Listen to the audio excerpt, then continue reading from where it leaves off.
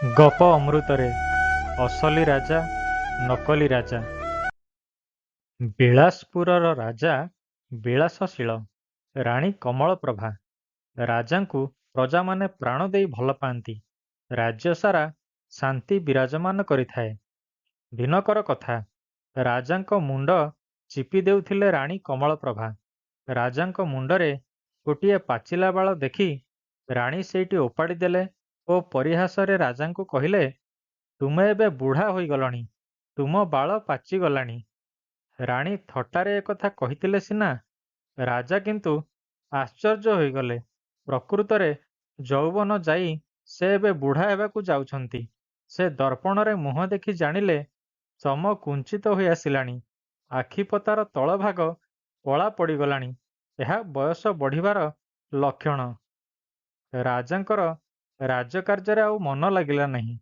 ପ୍ରଜାମାନେ ଭାବିଲେ ରାଜାଙ୍କର ମତିଭ୍ରମ ଘଟିଛି। ଚାରିଆଡ଼େ ଘୋଷଣା କରାଗଲା, ରାଜାଙ୍କୁ ପୁଣି ଯିଏ ଯୁବକ କରିଦେଇ ପାରିବ ସେ ବହୁତ ଧନରତ୍ନ ପୁରସ୍କାର ପାଇବ। ବୈଦ୍ୟମାନେ ଏ ଘୋଷଣା ଶୁଣି ଆଶ୍ଚର୍ଯ୍ୟ ହେଲେ।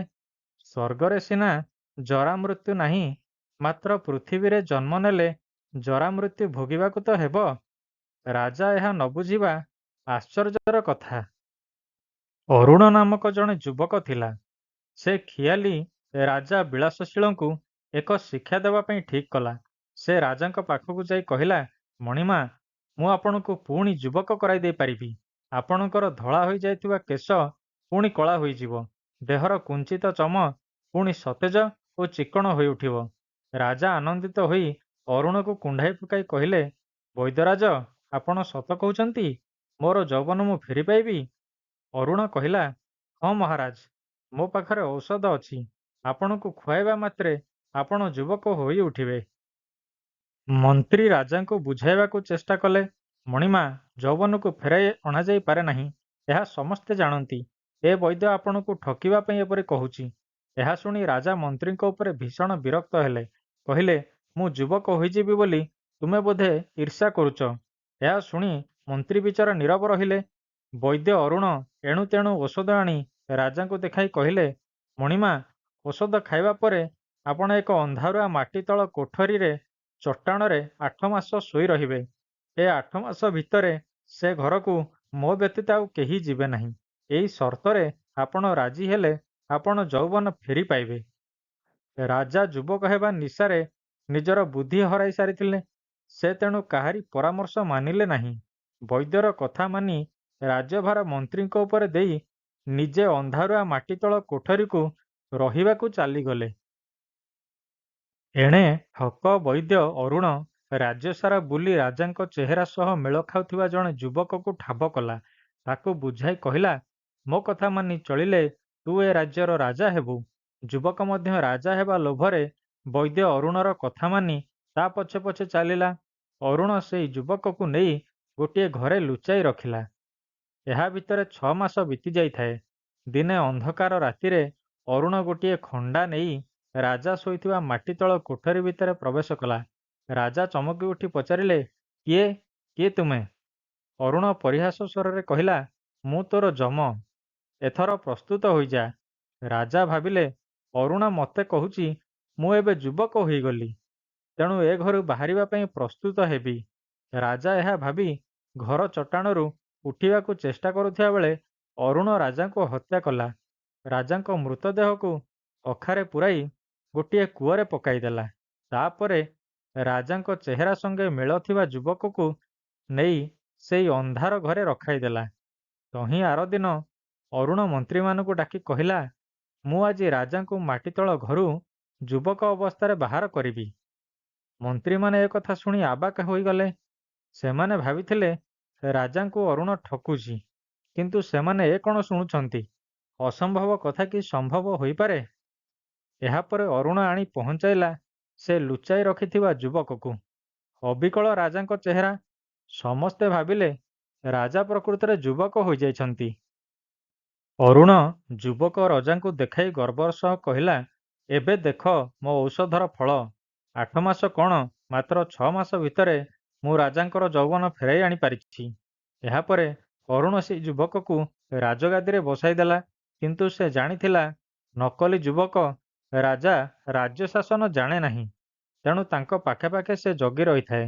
ମନ୍ତ୍ରୀମାନଙ୍କୁ କହି ସେ ରାଜାଙ୍କୁ ଆଉ 2 ମାସ ମାଟିତଳ କୋଠରୀରେ ରଖାଇ ରାଜ୍ୟ ଶାସନର ସମସ୍ତ କୌଶଳ ଶିକ୍ଷା ଦେଲା। ଦିନେ ଯୁବକ ରାଜା କହିଲା, ମୁଁ ଆଜି ଯେ ରାଜା ହୋଇଛି ଏହା ମୋର ତପସ୍ୟାର ଫଳ। ତୁମେ କେବଳ ଏଥିରେ ସାହାଯ୍ୟ କରୁଛ। ଏହା ଶୁଣି ଅରୁଣ ଭୀଷଣ ରାଗି ଉଠିଲା। ଯାହାକୁ ସେ ନିଜ ହାତରେ ରାଜା କରିଛି ସେ ଆଜି ତାକୁ ଅବହେଳା କରୁଛି। ଏହା ବଡ଼ ଅପମାନଜନକ। କିନ୍ତୁ କ'ଣ କରିବ, ସୁଯୋଗ ଉଣ୍ଡି ପୁଣି ଏହାର ପ୍ରତିଶୋଧ ନେବାକୁ ହେବ।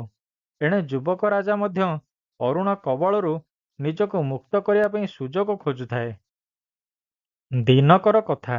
ନୂଆ ରାଜା ନିଜର ବନ୍ଧୁ ଅରୁଣ ସହ ନଦୀ କୂଳରେ ବୁଲୁଥାନ୍ତି। ହଠାତ୍ ନଦୀ ଜଳରେ ଗୋଟିଏ ସ୍ୱର୍ଣ୍ଣପଦ୍ମ ଭାସି ଆସୁଥିବାର ଦେଖାଗଲା। ସେଇ ଫୁଲଟି ଆଣିବା ପାଇଁ ରାଜା ଜଣେ ସେବକକୁ ଆଦେଶ ଦେଲା। ସେବକଟି ନଦୀ ଭିତରକୁ ଯାଇ ସେଇ ଫୁଲଟିକୁ ନେଇ ଆସିଲା। ସୁନା ରଙ୍ଗର ପଦ୍ମ ଫୁଲଟି ଧରି ରାଜା ଅରୁଣକୁ ଆଦେଶ ଦେବା ଭଙ୍ଗୀରେ କହିଲେ, ଅରୁଣ, ତୁମେ ଆମର ସବୁଠାରୁ ବଡ଼ ଉପକାରୀ ବନ୍ଧୁ। ତୁମେ ଏବେ ନଦୀ ସ୍ରୋତର ଗତି ଲକ୍ଷ୍ୟ କରି ଏହି ପଦ୍ମ ଫୁଲଟି କେଉଁଠାରୁ ଭାସି ଆସିଛି ତାହା ଅନୁସନ୍ଧାନ କରି ମୋତେ ଜଣାଇବ। ଅରୁଣର ଯିବାକୁ ଇଚ୍ଛା ନଥିଲା, କିନ୍ତୁ ରାଜାଙ୍କ ଆଦେଶ ନ ମାନିବାର ଚାରା ନାହିଁ। ଏଣୁ ମନେ ମନେ ରାଜାଙ୍କୁ ଗାଳି ପରାଭବ ଦେଇ ସ୍ୱର୍ଣ୍ଣପଦ୍ମ କେଉଁଠୁ ଭାସି ଆସିଛି ତାହାରି ସନ୍ଧାନରେ ବାହାରି ପଡ଼ିଲା। ନଦୀ ସ୍ରୋତର ବିପରୀତ ଦିଗରେ ଅରୁଣ ଚାଲିଥାଏ। ଅନେକ ଦୂର ଯିବା ପରେ ସେ ଗୋଟିଏ ଶିବ ମନ୍ଦିର ଦେଖିଲା। ସେତେବେଳୁ ସେ ଚାଲି ଚାଲି ବଡ଼ କ୍ଳାନ୍ତ ହୋଇପଡ଼ିଥାଏ। ତେଣୁ ସେଠାରେ ଟିକେ ବିଶ୍ରାମ ନେବାକୁ ଠିକ୍ କଲା। ସେ ଶୋଇବା ପାଇଁ ଯିବାବେଳେ ହଠାତ୍ ଆକାଶରେ କଳା ମେଘ ଘୋଟି ଆସିଲା। ଅରୁଣ ଶିବ ମନ୍ଦିର ଭିତରେ ଆଶ୍ରୟ ନେବାକୁ ଭାବିଲା। ମାତ୍ର ମନ୍ଦିର ଦ୍ୱାର ଯେ ବନ୍ଦ। ତେଣୁ ମନ୍ଦିର ପାଖରେ ଥିବା ବରଗଛ ତଳକୁ ସେ ଚାଲିଗଲା। ସେଇ ବରଗଛର ଉପର ଡାଳରେ ଗୋଟିଏ ନର କଙ୍କାଳ ଝୁଲୁଥାଏ। ଯେତେବେଳେ ବର୍ଷା ହେଲା, ବର୍ଷା ଜଳ କଙ୍କାଳ ଦେହରୁ ନିଗିଡ଼ି ପଡ଼ି ନଦୀ ଜଳରେ ଟପ୍ ଟପ୍ ହୋଇ ପଡ଼ୁଥାଏ। ଆଉ ପ୍ରତ୍ୟେକ ଟୋପା ଜଳ ହୋଇଯାଉଥାଏ ଗୋଟିଏ ଗୋଟିଏ ସୁନାର ପଦ୍ମଫୁଲ। ଅରୁଣଚନ୍ଦ୍ର ଏ ଦୃଶ୍ୟ ଦେଖି ଆଶ୍ଚର୍ଯ୍ୟ ହୋଇଗଲା। ଏଇଠାରୁ ତେବେ ସୁନାର ପଦ୍ମ ସୃଷ୍ଟି ହେଉଛି। ତେବେ ଏ ପଦ୍ମ କିପରି ସୃଷ୍ଟି ହେଉଛି ଏ କଥା ସେ କାହାକୁ ପଚାରି ବୁଝିବ? ଏଠାରେ ତ କେହି ନାହାନ୍ତି। ତେବେ ଯାହା ହେଉ, ସ୍ୱର୍ଣ୍ଣପଦ୍ମ କିପରି ସୃଷ୍ଟି ହେଉଛି ଏକଥା ସେ ଜାଣିପାରିଛି। ତେଣୁ ସେ ରାଜାଙ୍କ ପାଖକୁ ଫେରିଯିବା ପାଇଁ ଠିକ୍ କଲା। ଫେରିଯିବା ପୂର୍ବରୁ ସେହି କଙ୍କାଳଟିକୁ ଗଛରୁ ଓହ୍ଲାଇ ଆଣି ନଦୀ ଜଳରେ ଭସାଇ ଦେଲା। ଅରୁଣ ଫେରିଆସି ବିଳାସପୁର ରାଜ୍ୟରେ ପହଞ୍ଚିଲା। ରାଜା ତାକୁ ଦେଖି କହିଲେ, ବନ୍ଧୁ ଅରୁଣ, ତୁମେ ଆସିଗଲ। ମୋର ବିଶ୍ୱାସ ସେଇ ଶିବ ମନ୍ଦିର ପାଖରେ ଥିବା ବଟବୃକ୍ଷରେ ଯେଉଁ କଙ୍କାଳଟି ଝୁଲୁଥିଲା ତାକୁ ତୁମେ ମୁକ୍ତ କରିଦେଇଛ। ସେଇ କଙ୍କାଳ ଦେହରୁ ଟୋପା ଟୋପା ଜଳ ନଦୀରେ ପଡ଼ି ସ୍ୱର୍ଣ୍ଣପଦ୍ମ ସୃଷ୍ଟି ହେଉଥିଲା। ଅରୁଣ ରାଜାଙ୍କ ମୁହଁରୁ ଏକଥା ଶୁଣି ଆଶ୍ଚର୍ଯ୍ୟ ହୋଇଗଲା।